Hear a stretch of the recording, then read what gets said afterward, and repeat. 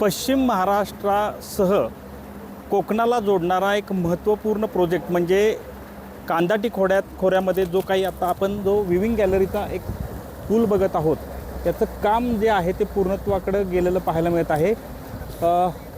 गाडवलीच्या परिसरामध्ये हा बनत असलेला भव्य असा पूल विविंग गॅलरीचा पूल जो आहे तो आता महत्त्वाचा ड्रीम प्रोजेक्ट म्हणून उपमुख्यमंत्री एकनाथ शिंदेंचा पाहिला जातो आणि त्याचीच आज पाहणी करण्यासाठी आवर्जून उपमुख्यमंत्री एकनाथ शिंदे हे या ठिकाणी आलेले आहेत आणि आज आवर्जून जे आहे ते याची पाहणी करत आहेत।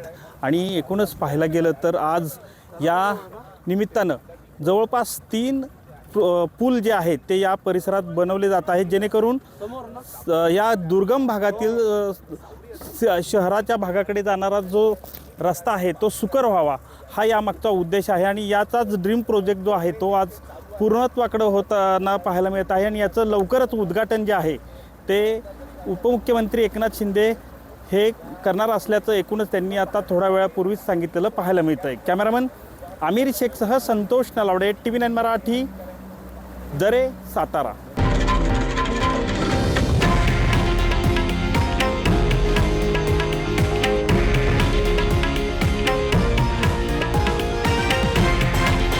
हे आहे देशातील नंबर 1 न्यूज नेटवर्क आणि आपण पाहत आहात TV9 मराठी, एकमेव।